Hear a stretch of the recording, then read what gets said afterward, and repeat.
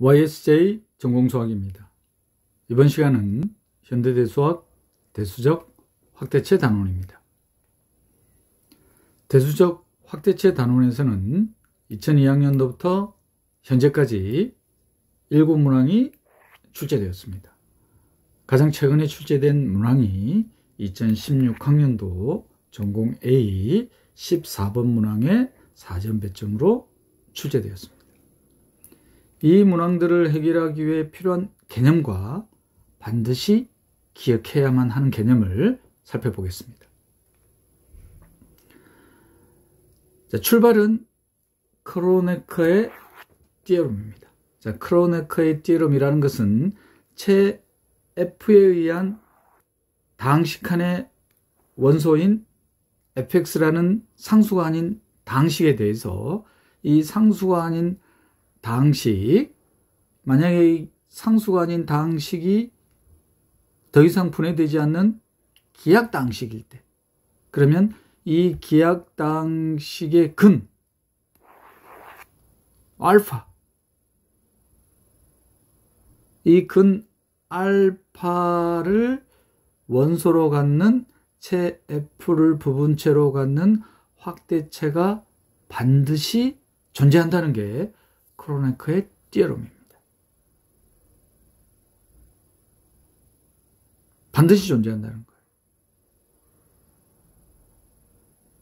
자, 이때 이 기하다항식의 근인 알파를 원소로 갖는 체 F의 확대체 E의 원소 이 알파를 대수적 algebraic element라고 부릅니다. 대수적이 아닐 때를 transcendental 초월적이라고 합니다.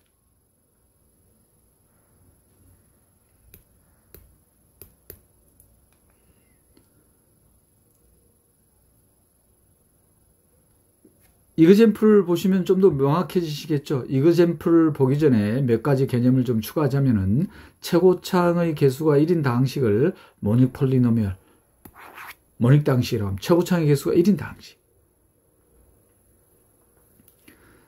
자, 그리고 최고차항의 개수가 1인 다항식 중에 크로네커의 띠어럼에 의해서 보장되는 기하다항식의 근, 이때 이 기하다항식, 최고차항의 개수가 1인 기하다항식,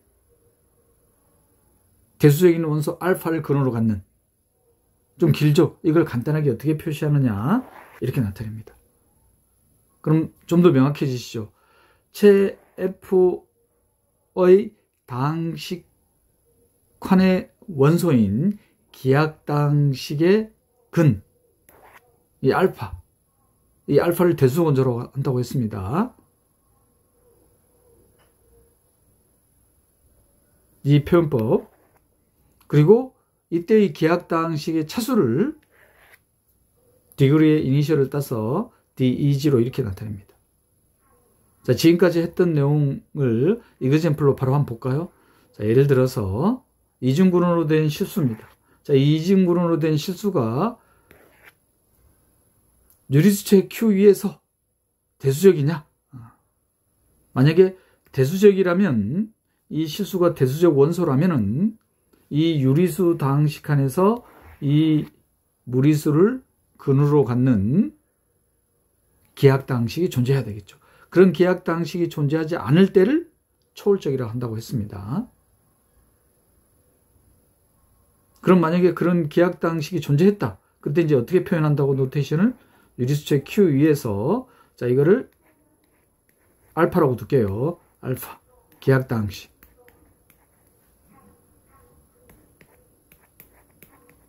이렇게 주어지겠죠? 자, 그리고 이 기하다항식의 차수를 어떻게 표현한다? 이 차수를 디그리, 이런 식으로 표현하겠다는, 유리수체였죠.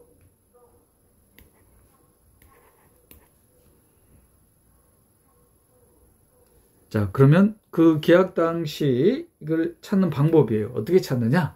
자, 이 이중근호인 실수를 알파라고 두는 거예요.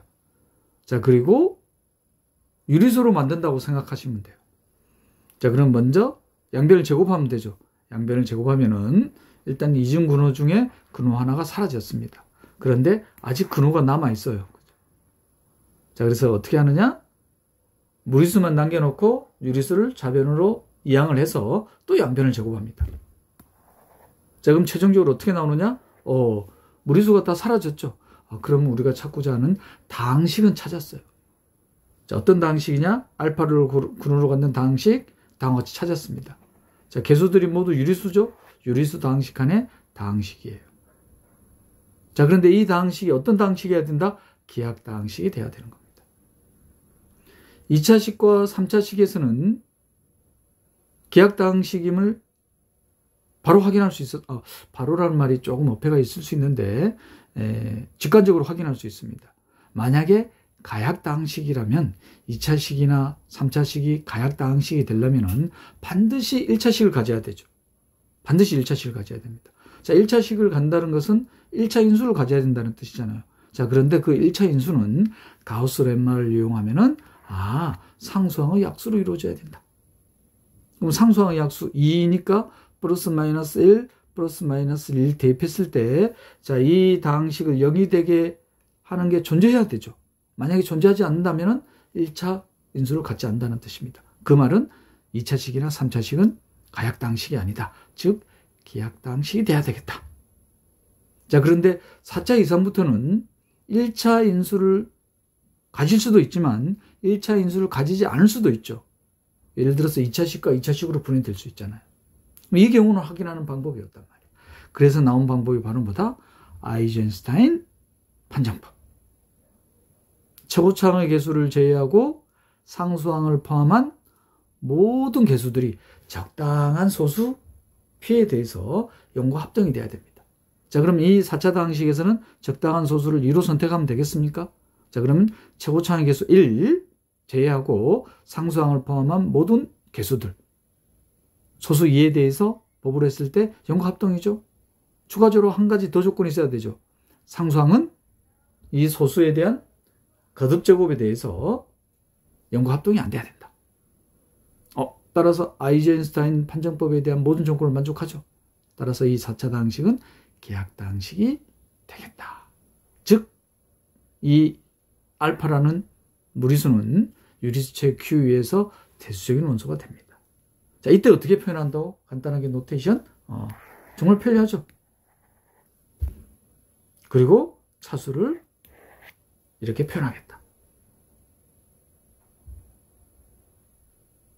반드시 이런 대수의 원소가 존재한다는 것. 크로네커의 띠어럼이 그를 보장한다.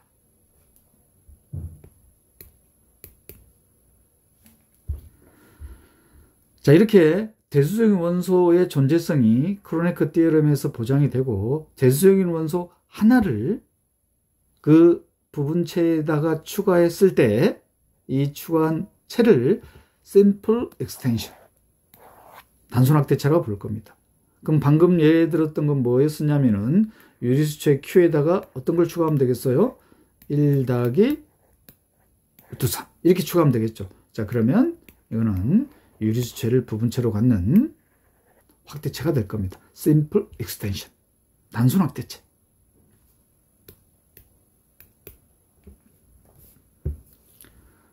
자, 그리고 우리 이전 단원에서도 한번 언급했었지만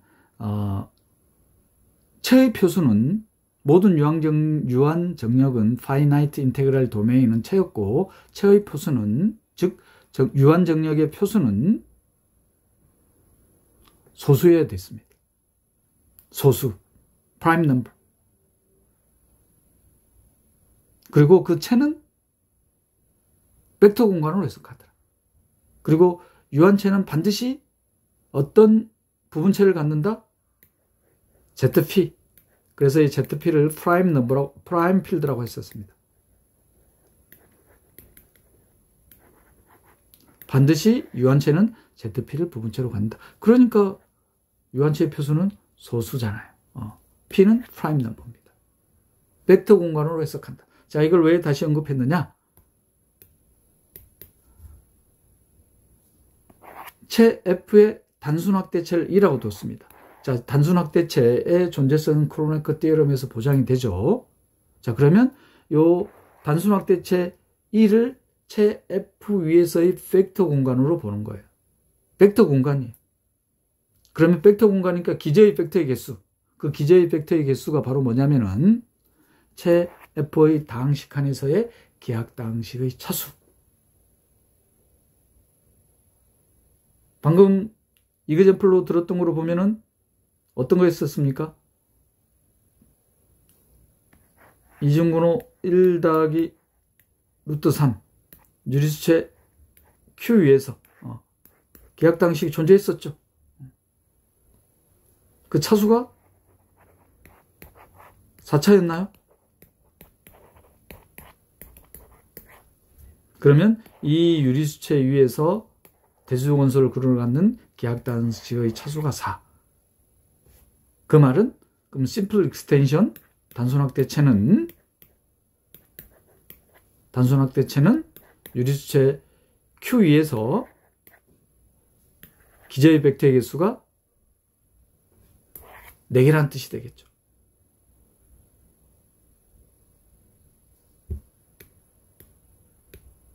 그러면은 벡터 공간이니까 벡터 공간의 임의의 원소들은 기저의 벡터의 결합으로 나타낼 수 있잖아요. 그때 그 결합으로 나타냈을 때 그 개수들, 코에피션트들이 바로 뭐가 된다? 부분체의 원소가 될 거 아닙니까?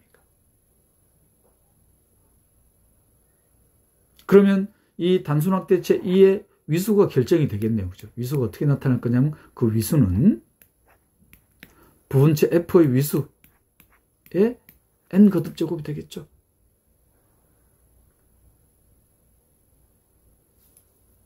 자, 정확하게 표현하자면은 다음과 같이 표현할 수 있는 겁니다. 확대체 E의 임의원소 베타는 이 확대체 E의 기저, 자, 기저의 벡터들을 어떻게 도놨었냐면은 이렇게 둘게요. 1. 대수동원소 알파를 이용해서 알파의 n-1제곱, 정확하게 n개 대수원소를 이용해서. 자, 그러면 이 기저의 원소들의 결합으로 표현될 거 아니에요. 확대체 E의 임의의 원소는 B0, B1, B의 n-1은 바로 부분체 F의 원소들이 되겠습니다. 그러면 B0가 될 수 있는 경우 부분체 F의 위수만큼, B1 마찬가지, Bn-1 마찬가지. 따라서 단순 확대체 E의 위수는 F의 n제곱으로 주어지겠죠.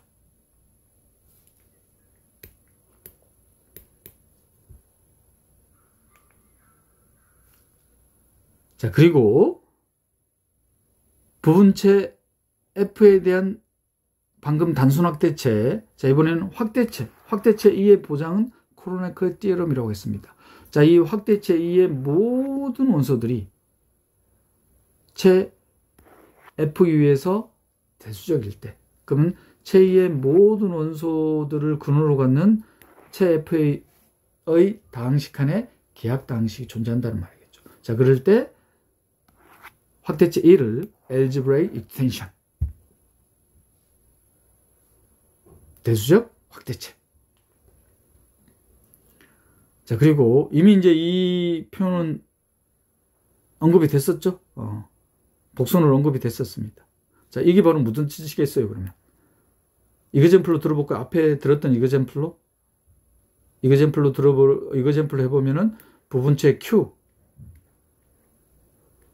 위에서 단순 확대체 이중근호 1 더하기 루트 3 이때의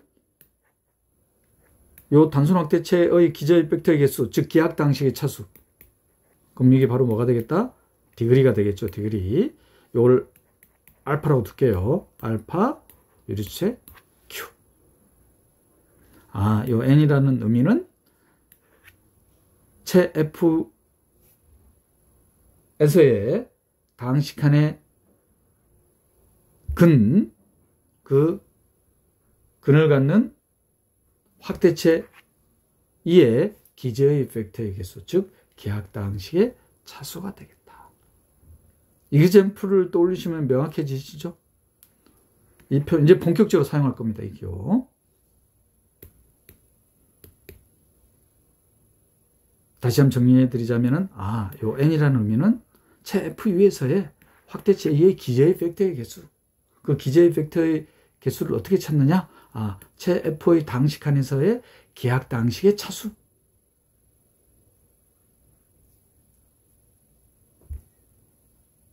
그래서 지금 이 시간 이후로는 기하 당식을 찾아야 되고, 기하 당식을 보이는 게 가장 우선시돼야 될 과제가 되겠습니다. 특히 체 F 위에서의 유한확대체 E의 기저의 벡터의 개수, 즉 기하 당식의 차수가 1이면 명백해지실 거예요. 뭐냐면 1이라는 의미는 체 F 위에서의 기하 당식의 차수가 1인 거잖아요. 기하 당식의 차수가 1이라는 것은 그 기하 당식의 근이 바로 확대체 E의 원소잖아요. 그런데 1차식이야. 그러면 F에서의 원소가 곧 대수의 원소가 되는 거죠. 즉 E하고 F가 같아지겠다. 그래서 부분체 F를 갖는 확대체 E와의 동형성을 보일 때, 동형임을 보일 때 이 개념을 이용하기도 합니다. 차수를 계산하는 거예요. 그렇게 해서 동형성을 보인다. 굳이 이전처럼 맵을 정의해서 이 맵이 1대1 위로의 함수이면서 준동형 사상 성질을 만족한다. 이게 가장 기본적인 방법이고, 그 이외의 추가적인 방법들, 구조적 성질을 이용한다. 구조적 성질이라는 것은 항등원, 역원, 연산, 그리고 단위원, 이런 것들이 있었습니다. 그리고 또 다른 방법이 유한 부분체 위에서의 유한 확대체 차수를 이용하더라. 자, 그리고 이 단원에서 가장 빈번하게 이용할 개념이 되겠습니다. 띠어럼이 되겠습니다. 부분체의 관계. 확대체 E가 체 F를 부분체로 갖고, 그 확대체 E는 다시 확대체 K의 부분체가 됩니다. 즉 이렇게 되는 거예요. F는 E의 부분체가 되고, 이 E의 존재성은 크로네커의 띠어럼. 그리고 그 또다시 확대체 E는 또 다른 확대체 K의 부분체입니다. 또다시 이 K의 확대체 K에 대한 존재성은 크로네커의 띠어럼에 의해서 보장이 되죠. 자, 그럼 어떤 관계가 성립하느냐? F 위에서의 K의 기저의 벡터의 개수, 기하 당식의 차수는 이 위에서의 K의 기저의 벡터 개수, 기하 당식의 차수에다가 F 위에서 E의 기저의 벡터의 개수 혹은 기하 당식의 차수를 곱한 것과 같다. 정말 이게 빈번하게 사용할 거예요.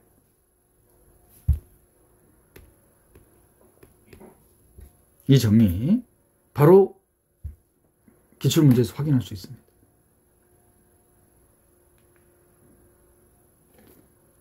자, 그리고 방금까지는 심플 익스텐션에 대한 언급을 했었는데, 심플 익스텐션 뿐만 아니라 확대체 자체를 또 다음과 같이 구성할 수가 있습니다. 왜냐? 대수적인 원소가 하나만 있지 않을 거 아니에요. 예를 들어서 이렇게 대수적 원소가 두 개가 주어져 있습니다. 알파1도 체 F 위에서 대수적 원소, 알파2도 체 F 위에서 대수적 원소. 즉 알파1을 근원으로 갖는 기하 당식이 체 F의 당식에서 존재하겠죠. 마찬가지 알파2도. 그러면 이 대수적인 원소들을 이용해서 또 다른 확대체를 어떻게 구성하느냐? 가장 간단한 방법은 심플 익스텐션이죠. 자, 그 심플 익스텐션, 단순 확대체에다가 또 다른 대수적인 원소를 추가하는 거예요. 이 자체를 뭐로 보면 돼요, 그러면? 여기 2라고 썼으니까 K라고 둘까요? K.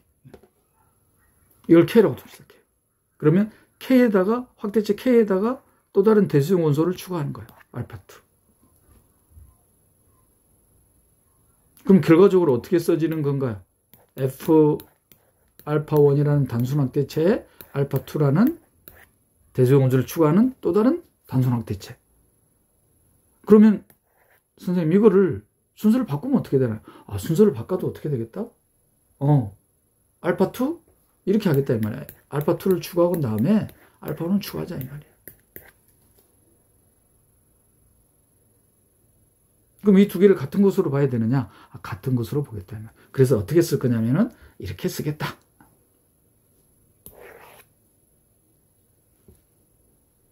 자연스럽죠, 이렇게 쓰는 게. 이렇게 하면은 유한 확대체를 얼마든지 구성할 수 있다. 대수적 원소를 이용해서. 그래서 이 개념을 정리한 게 이 띠에롬입니다. 유한계의 대수적인 원소를 이용해서 심플 익스텐션의 심플 익스텐션, 또 다른 심플 익스텐션. 그래서 유한 확대체를 이렇게 구성할 수 있는 겁니다.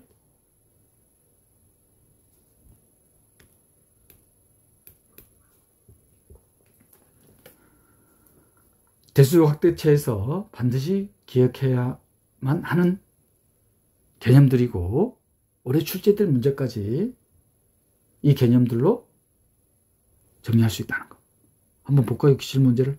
2002학년도 10번 문항으로 출제된 문제입니다. 체 FU의 기약 당식. 바로 무슨 문제냐? 이 기약 당식의 근을 원소로 갖는 체 F의 확대체가 존재한다는 게 뭐였습니까? 크로네커 띠어럼이었잖아요. 크로네커 띠어럼 증명하는 문제입니다.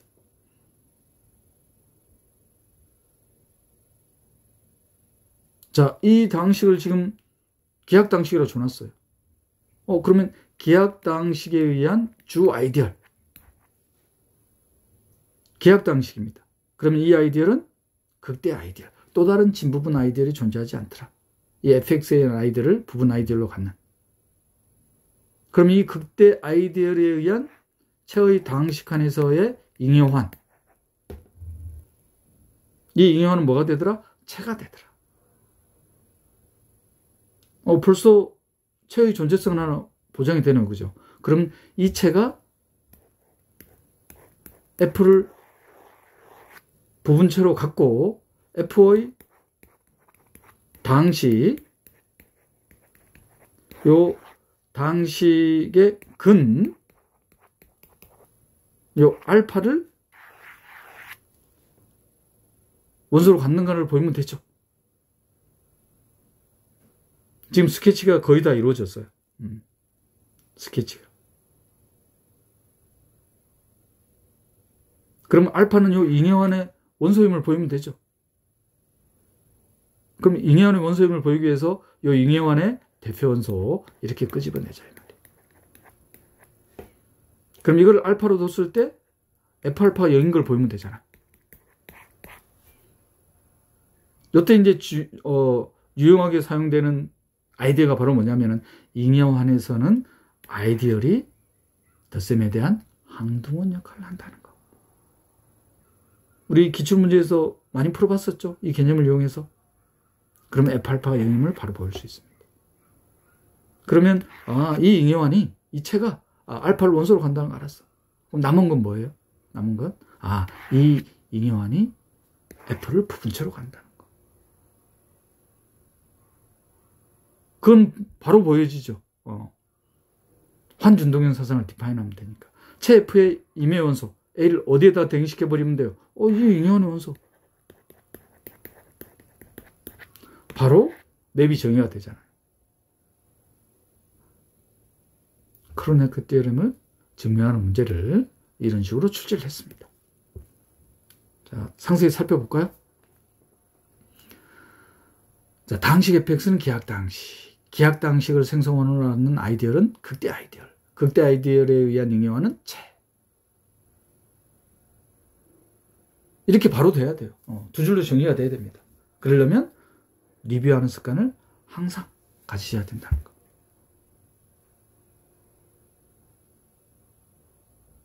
문제를 많이 푸는 것보다 더 중요한 거는 리뷰를 하셔야 돼요. 리뷰를 한다는 것은 생각을 하셔야 된다는 거. 어떤 개념이었다든지. 그래야지 이 시험장에서 바로 이렇게 서술이 됩니다. 자, 그리고 바로 링 호모모피즘을 정의할 수 있죠. 체의 임의의 원소를 어떻게 대응시킬 거냐면은 잉여환, 즉 체의 원소로.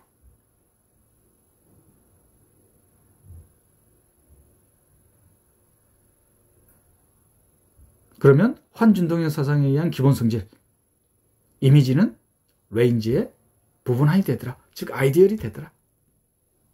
여기는 지금 체의 원소를 쓰니까 부분체가 되겠죠. 이제 그럼 남은 것마다 체 F의 당식칸의 기하당식, 이 기하당식의 근을 포함하는 체가 잉여환임을 보이는 거죠. 자, 그래서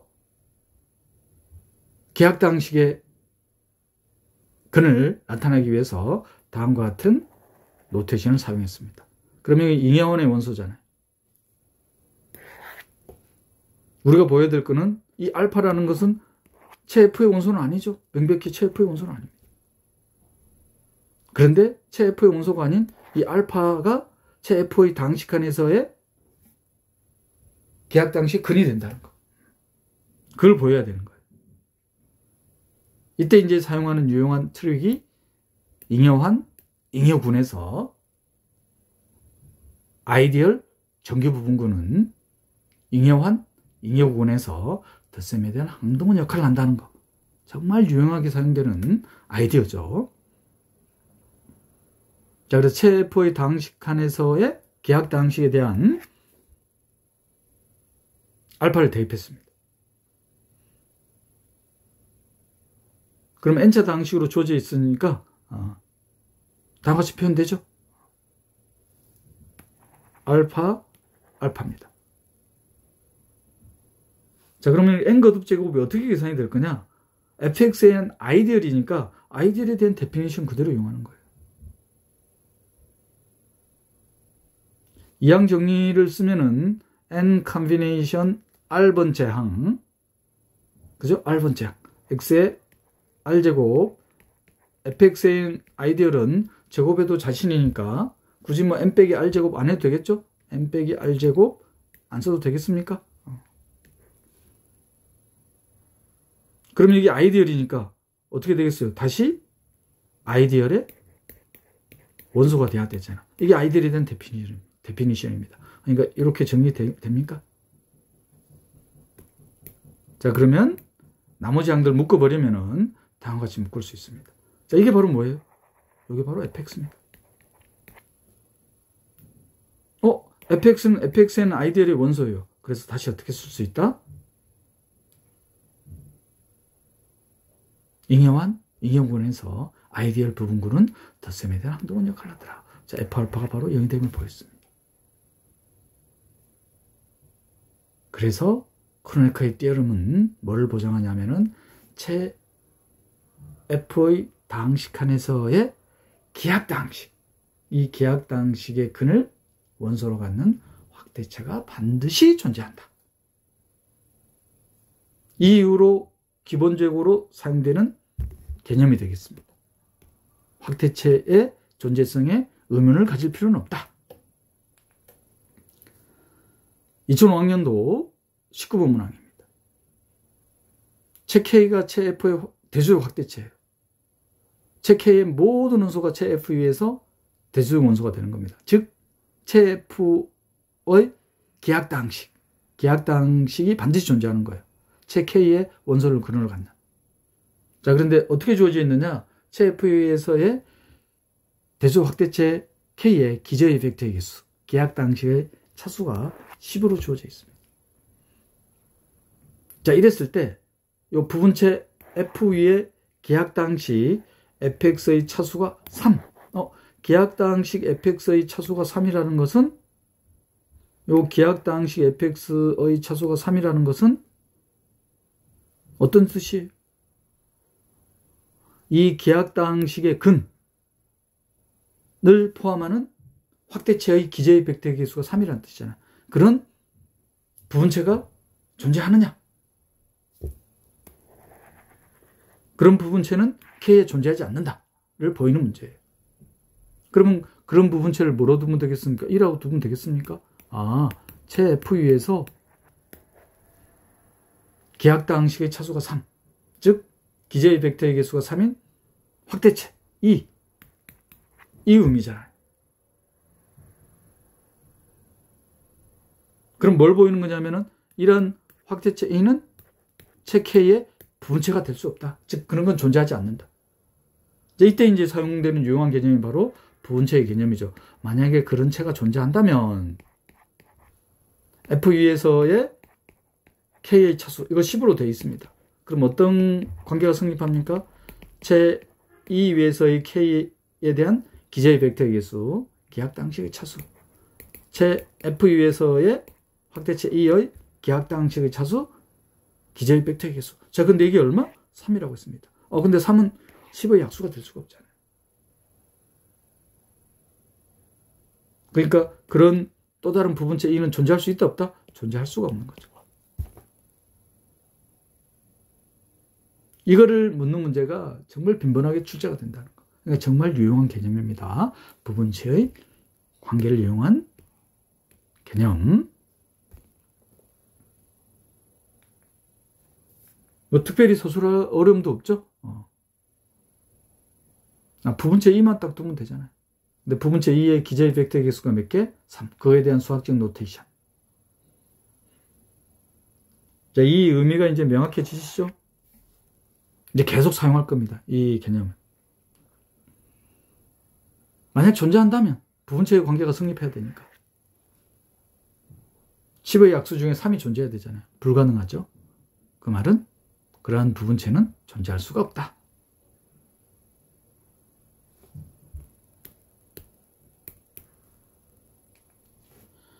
이제 2008학년도 9번 문항입니다.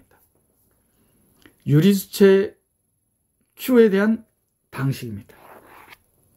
당식이 주어지면은 가장 우선적으로 확인해야 될 게 기하학당식인가.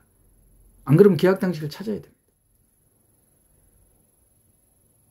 기하학당식에서 출발해. 왜? 기하학당식의 차수가 바로 확대체의 기저의 벡터의 개수니까. 3차식이네요. 3차식이면 가역당식이려면 반드시 1차 인수를 가져야 되니까 가우스 렘마를 쓰든지. 그런데 이거는 바로 뭐가 적용이 됩니까? 아이젠슈타인 크라이테리온이 적용이 되네요.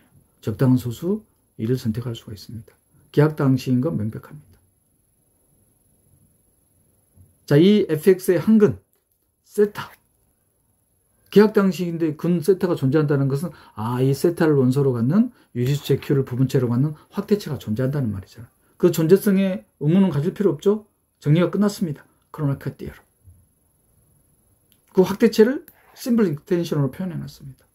이 심플 익스텐션에서 3-세타에 대한 곱셈에 대한 요건 찾는 겁니다. 그리고 이 심플 익스텐션은 우리 어떻게 생각할 수 있다? 심플 익스텐션은 바로 체에 의한 유리수체 Q의 당식현에서의 뭐로 생각할 수 있다? 이기환으로 생각할 수 있죠. 그 후보 중에 하나입니다. 그런데 인형환으로 생각할 수 있으니까 fx에 의한 주 아이디어는 이 인형환에서 항등원 역할을 하더라. 덧셈에 대한. 이 심플 익스텐션에서 fx는 무슨 역할을 한다고? 0의 역할을 하는 거예요. 0의 역할. 그러면 3-세타에 대한 곱셈에 대한 영은 바로 찾을 수 있잖아요. 3-세타로 이 당식에다 세타를 대입하면 0이 될 테니까 3-세타 나누면 되죠. 직접 나누게 하면 되죠. 직접 나누지 않고 하려면 약간 좀 생각을 해야 되겠죠. 세타 더하기 3 만들어주면 되잖아요. 세타 세제곱이 나와야 되니까 세타 제곱. 세타 제곱을 추가하니까 3세타 제곱. 여기 3세타 제곱이 없습니다. 그러면 없애줘야 되죠. 그러면 3세타가 들어가야 돼요. 그러면 마이너스 9세타가 추가가 돼버리죠. 그죠? 마이너스 9세타가 추가가 됐습니다. 그럼 그걸 또 없애줘야 되죠. 그럼 플러스 9 상수항까지. 그러면 뭐가 추가가 되는 건가요? 21이라는 상수가 추가가 되죠. 21이라는 상수가 추가가 됩니다. 그럼 마이너스 21. 근데 상수 2가 있네요. 그럼 어떻게 됩니까? 마이너스 19가 되나요? 정리하면 이거 나옵니까? 혹시 혼동되시면 직접 나눗셈 하셔도 돼요. 직접. 그러면은 세타 더하기 3 곱하기 세타 제곱 마이너스 3세타 더하기 9는 19가 되네요. 그러면 곱셈에 대한 요건 19를 넘겨주면 되겠습니까? 세타 더하기 3에 대한 곱셈에 대한 요거는 19분의 1에 세타 제곱 마이너스 3세타 더하기 9로 이렇게 나오겠습니다. 단순 계산 문제죠?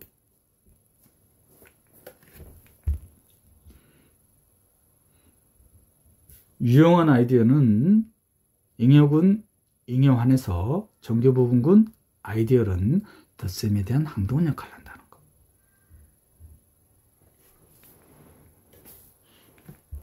따라서 세타 더하기 3에 대한 곱셈에 대한 요거는 심플 익스텐션에서 19분의 1 곱하기 세타 제곱 빼기 3세타 더하기 7로 나타난다는 거.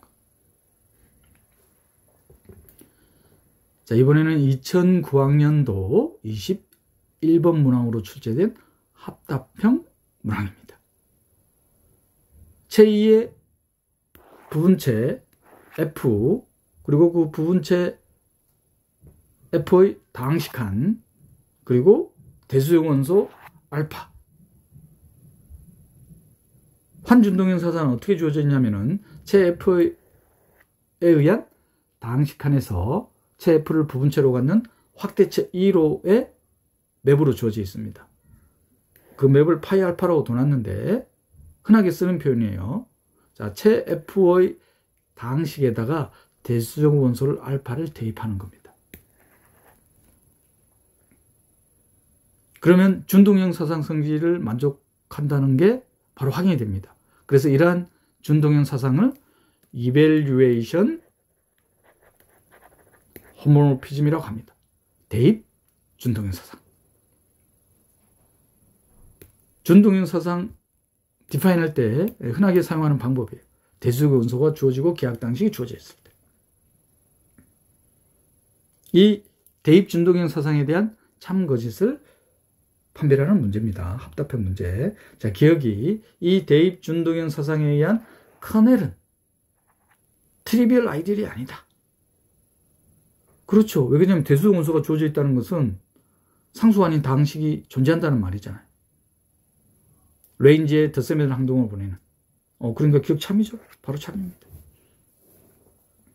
자, 니은은 대입 준동형 사상에 의한 커넬에 의한 아이디얼. 커넬에 의한 아이디얼입니다. 이 커넬에 의한 아이디얼은 레인지 2와 환동형이다. 근데 정확하게는 레인지와 레인지라고 하는 것보다는 코드메인이라고 해야 되겠네요. 약간은 좀 오해 소지가 있죠. 레인지라고 하면은 제가 이를 이렇게 보는 거잖아요. 위로의 함수로. 이렇게 안 될 수도 있으니까 그런 보장이 없잖아요. 코드메인이라고 다시 정정하겠습니다. 그러면 이 레인지는 코드메인의 부분환이 되니까.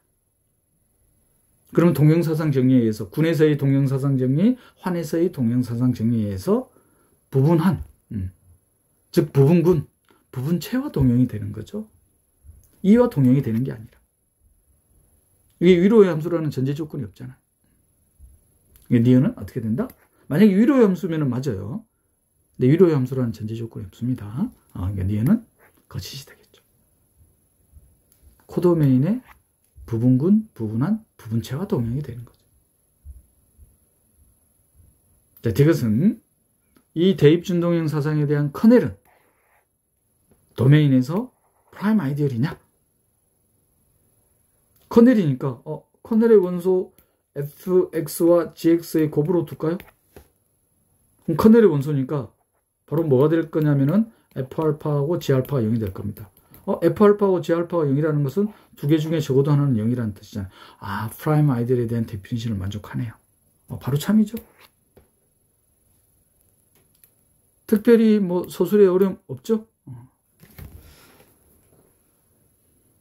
뭐 자세히 살펴볼 게 없습니다.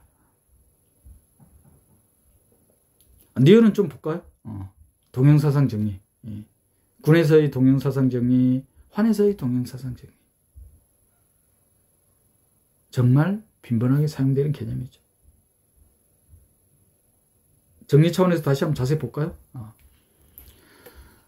자, 자연스럽게 표준적 준동형 사상. 잉여 군, 잉여 환으로의 준동형 사상. 디파인하는 방법입니다.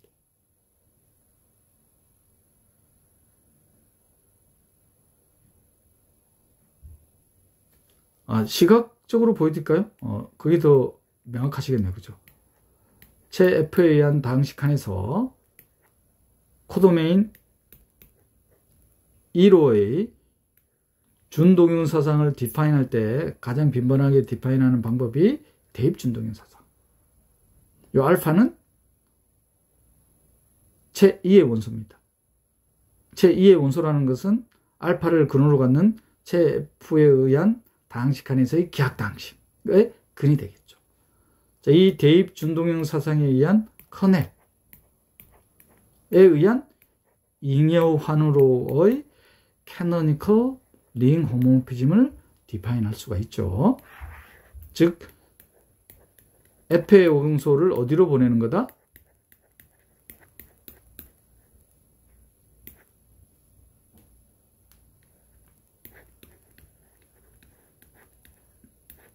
마치 동치류, 잉여류로 보내는 거예요.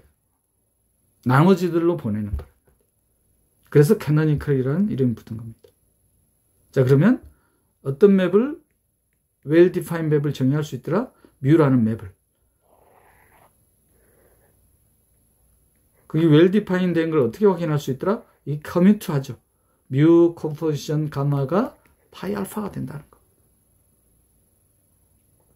그러면 남은 건 뭐다? 동형사상임을 보여야 되니까 1대1이면. 그래서 코도메인의 레인지. 즉 대입 준동형 사상의 레인지. 제가 띄운다고 띄웠는데 더 띄울게요. 이렇게 파이 알파. 이거가 동형이 되는 거죠. 이 동형사상 정리. 군에서도 사용되고 환에서도 사용된다.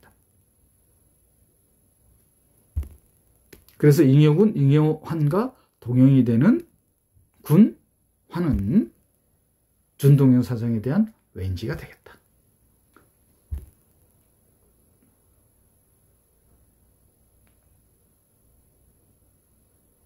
정리되셨습니까? 정말 빈번하게 사용하죠.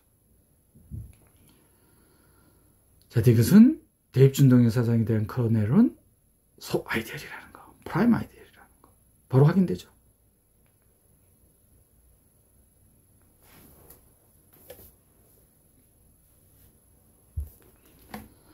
(2018년도) 28번 문항입니다.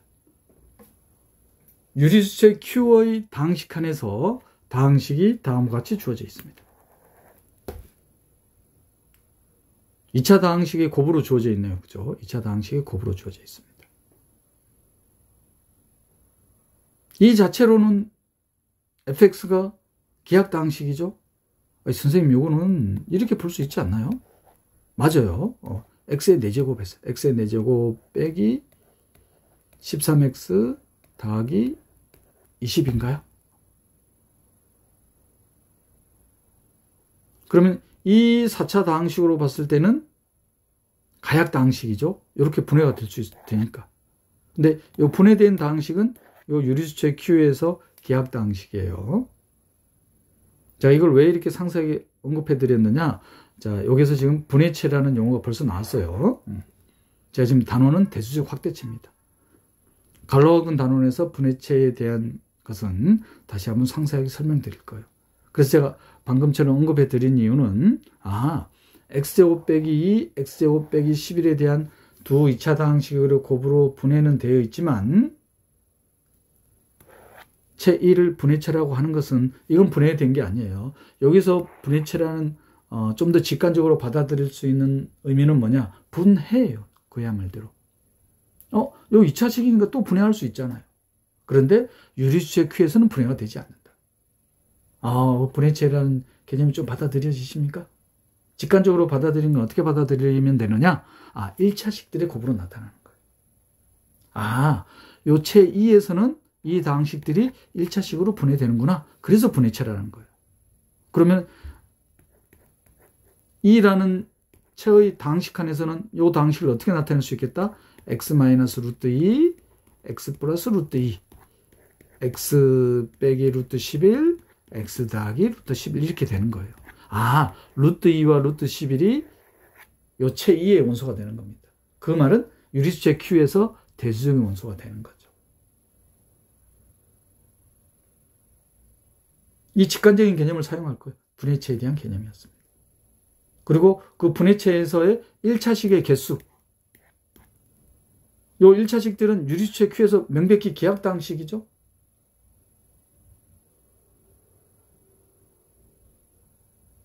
유리수 Q의 기하학당식이란 말이 아니에요.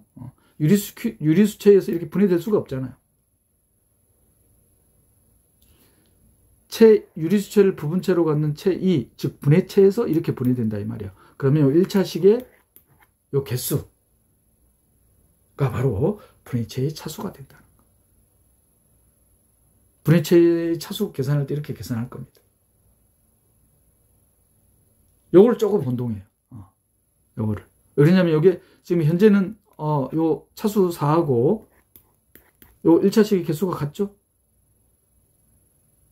일반적으로는 같지 않아요. 분해체에서는 같습니다. 그래서 분해체의 차수는 4가 된단 말이에요. 무슨 소리냐? 유리수채 Q에서 요 분해체, 확대체의 기하학당식의 차수는 4란 말이에요. 기저의 팩터의 개수가 4개라 이 말이에요.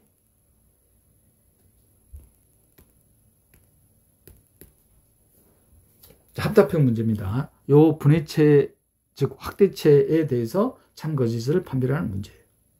자, 기억은 원소 알파, 확대체 2의 원소입니다. 그럼 대수의 원소가 되는 거죠. 이 알파를 유리수채 Q에 추가한 단순 확대체, 이 단순 확대체는 유리수채 Q에서 어떻게 됩니까? 모두 대수의 원소가 되잖아요. 기억 참이죠. 명백히 참입니다.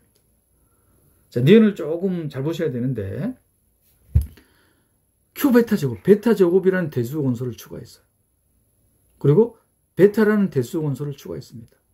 명백히 베타 제곱은 베타에 의해서 만들어지죠. 반대로 베타 제곱에서 베타는 만들어지지 않습니다. 선생님 2분의 1 제곱하면 되잖아요. 그러면 이제 유리수를 넘어서게 되는 거죠. 2분의 1 제곱을 했으니까. 자, 왜 이렇게 설명해 드리냐면 그러면 Q베타 제곱은 Q베타의 부분체가 되겠다는 말이에요. Q베타가 Q베타 제곱의 부분체가 되는 게 아니라. 왜냐하면 베타로 베타 제곱을 만들 수 있으니까. 제곱하면 되죠. 유리수 범위 내에서. 그러면 Q베타 제곱 위에서의 Q베타의 이 무슨 뜻? 기하학당식의 차수 혹은 기저의 벡터의 개수. 이 차수가 1보다 큰 홀수가 되게 하는 대수적인 원소가 존재하냐. 그런데 방금 뭘 계산했냐면은 유리수채 Q에서 주어진 확대체 이 분해체라고 둬놨습니다. 이 차수가 얼마로 주어져 있었습니까? 4로 주어져 있다 이 말이에요. 그럼 이 언급한 체들은 전부 다 이 확대체의 부분체가 돼야 되잖아요.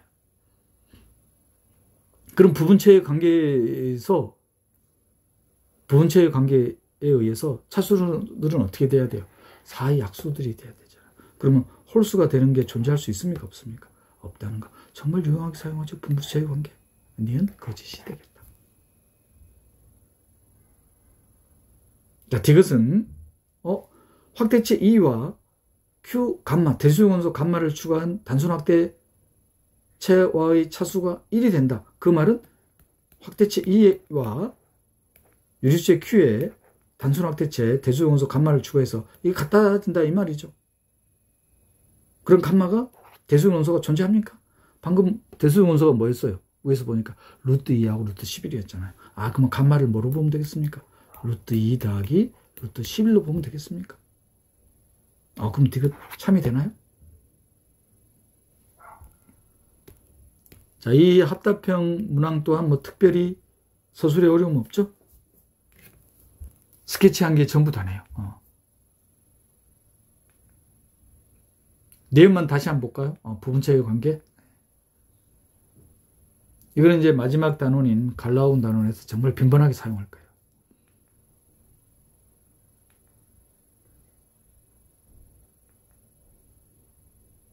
자, 이것은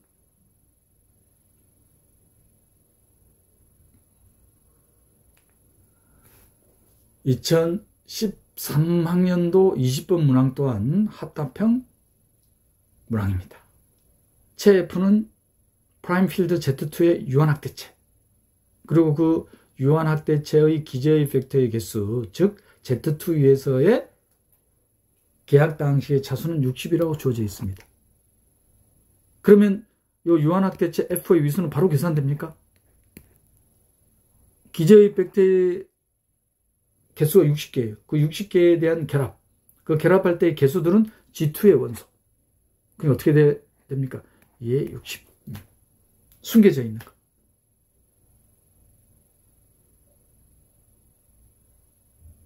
더 숨겨져 있는 건 없죠? 자, 그럼 볼까요, 이게?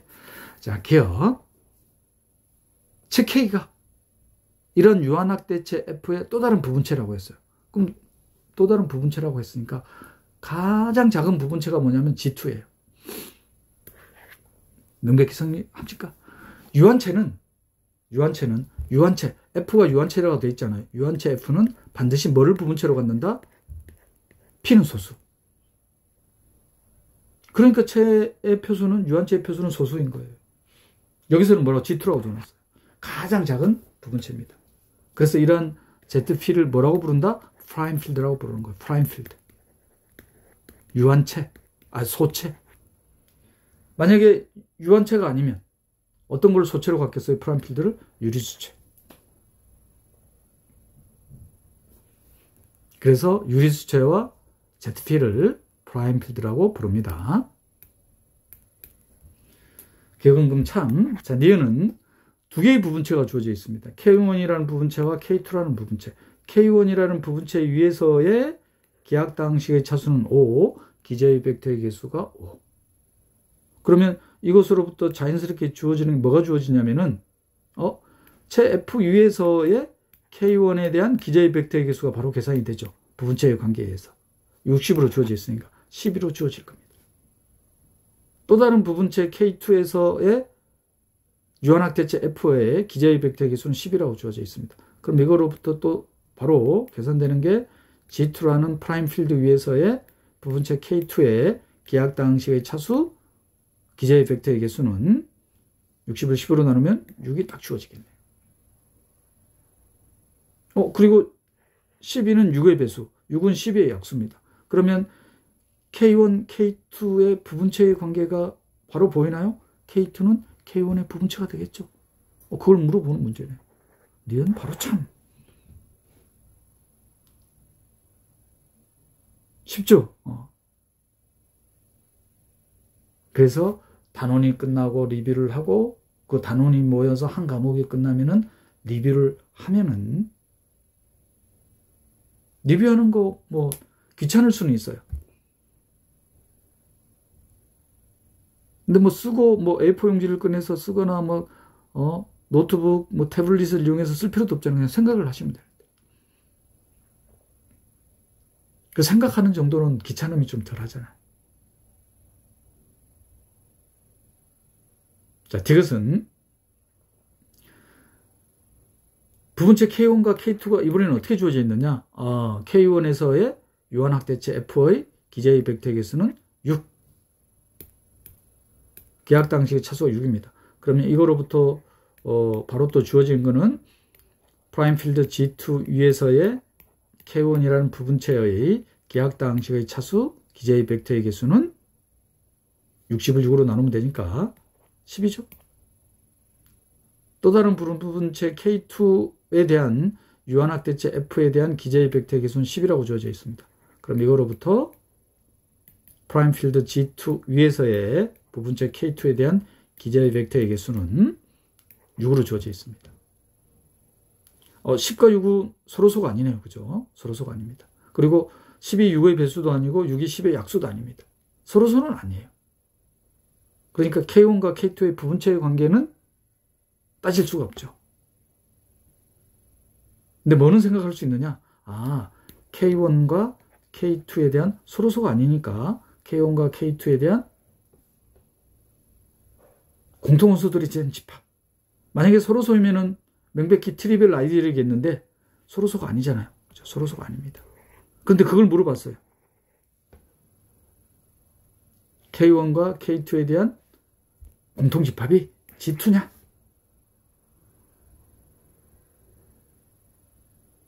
근데 10과 6의 서로소가 아니고 최대 공약수가 2입니다. 최대 공약수가 2예요. 최대 공약수. 그럼 최대 공약수가 2면은 부분체의 관계를 생각할 수 있죠. G2 위에서 부분체 2의 기저의 벡터의 개수를 뭐로 보면 되겠다? 2로 보면 되겠다. 그럼 요 부분체 2는 K1에 대한 부분체도 되고 K2에 대한 부분체도 되잖아요. 그러면 지금 G2라고 되어 있기 때문에 요 부분체의 위수가 얼마가 돼야 돼요? 부분체의 위수가 2가 되면 G2가 같아지죠. 그런데 G2 위에서의 기하학당식의 차수 기저의 벡터의 개수가 2라고 주어져 있으니까 부분체 2의 위수는 2의 제곱으로 주어집니다. 즉 4로 주어지는 거예요. 그러면 K1과 K2의 공통집합인 2의 위수가 3으로 G2가 될 수가 없죠. 디귿 문제는 좀 괜찮네요. 그죠? 그래서 디귿은 거짓이 되겠다. 기억하고 니은만 참이죠? 디귿은 좀 소수를 상세히 살펴볼 필요가 있나요? 기억 니은은 바로 되시죠? 스케치한 거 따라오는데 어려움이 없었을 겁니다. 자, 디귿은 다시 한번 볼게요. G2 프라임 필드 위에서의 K1에 대한 기저의 벡터의 개수 10, K2는 기저의 벡터의 개수가 기하학당식의 차수가 6. 그러면 K1과 K2에 대한 부분체의 관계는 따질 수가 없죠. 10이 6의 배수가 아니고 6이 또 10의 약수가 아닙니다. 서로소는 아니에요. 서로소이면 명백히 K1과 K2에 대한 공통집합은 트리비얼 아이디어이 될 텐데 트리비얼 아이디어이 아니라는 것도 명백해요. 그래서 G2냐? 라고 물어봤습니다. 그러면 최대 공약수가 2니까 기하학당식의 차수 기저의 벡터의 개수가 2인 부분체를 생각할 수가 있죠. 그 부분체를 2라고 뒀습니다. 그럼 이 2가 G2가 되는지만 확인하는데 그 확인하는 방법은 위수로 바로 확인할 수 있죠. 자, 이 부분체 2의 위수가 2의 제곱으로 4가 되겠습니다. 그러니까 G2가 될 수가 없죠.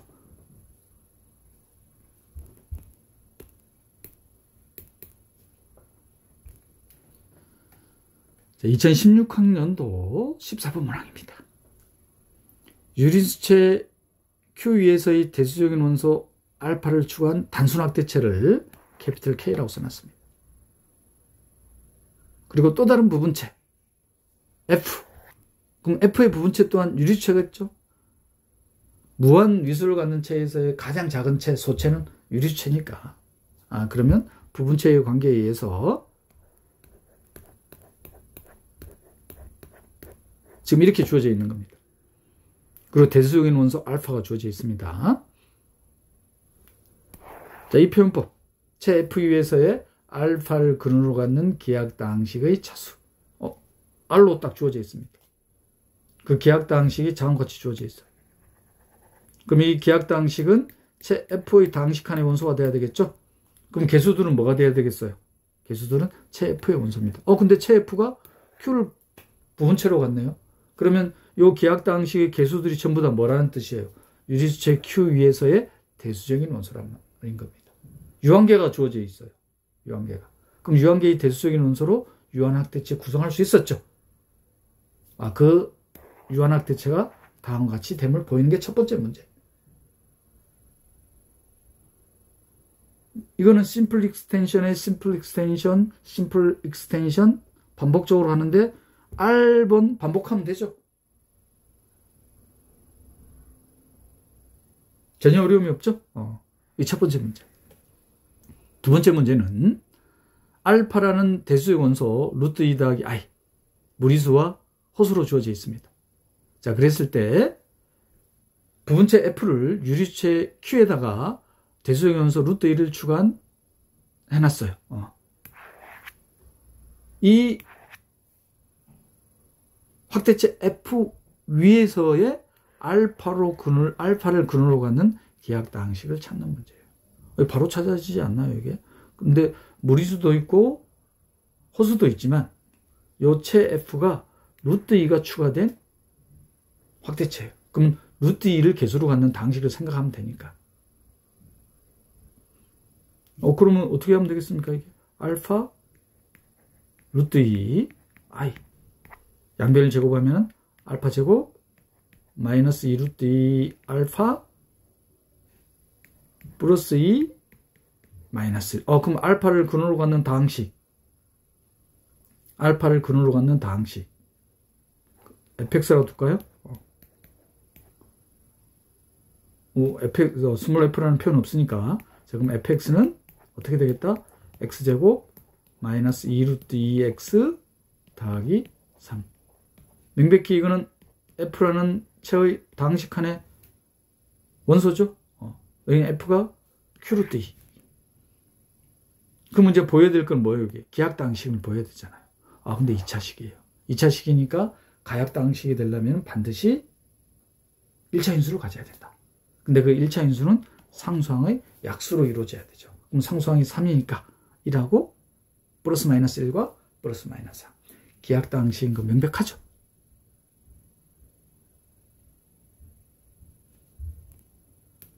정리되셨습니까? 특별히 뭐 소설할 것도 없죠? 심플 익스텐션에 심플 익스텐션 반복하면 됩니다. R번, 유한번, 유한학대체.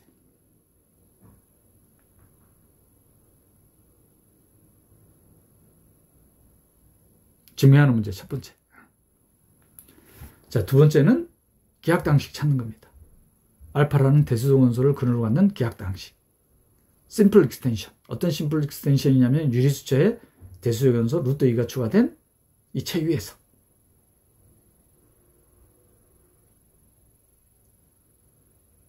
당식 찾는 건 어려움이 없죠. 근데 이제 문제는 그게 기하학이냐를 보이는 거예요. 그래서 2차식과 3차식에서는 가역당식이 되려면 반드시 1차 인수를 가져야 된다. 가우스 렘마에 의한 상수항의 약수를 인수로 가져야 되죠. 4차 이상에서는 아이젠슈타인 크라이테리어.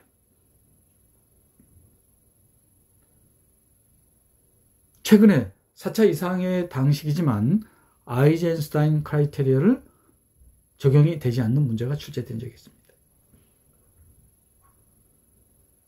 그걸 또 확인하는 방법도 알아볼 거예요. 최근에 출제됐어요.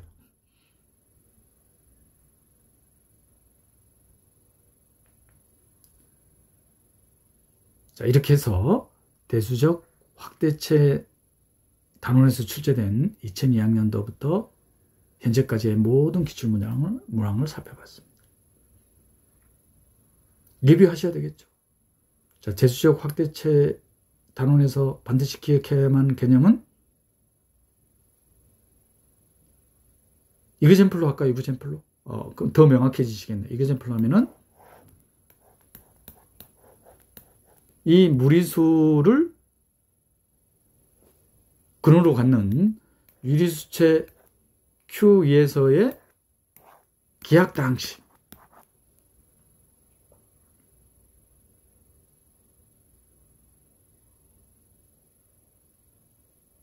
이 기하학당식이 존재할 때 이 무리수를 유리수체 Q에서의 대수적 algebraic element.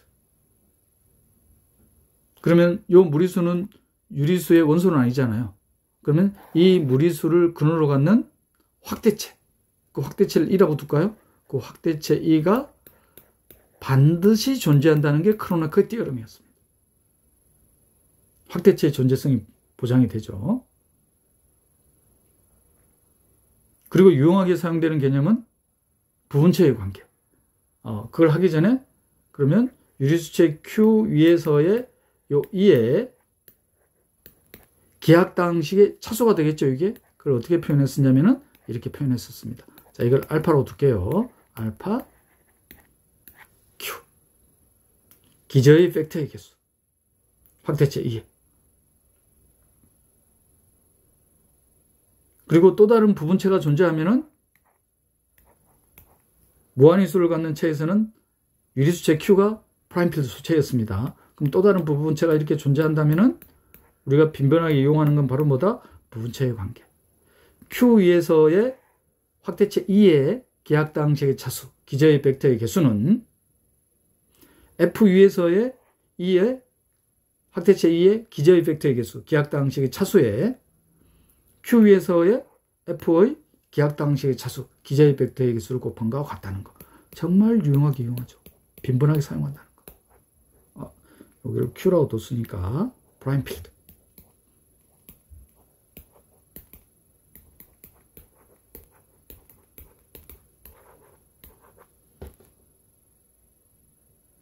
정리되셨습니까? 지금까지 대수적 확대체 단원을 살펴봤습니다. 다음 시간에는 유한체 단원을 살펴보겠습니다.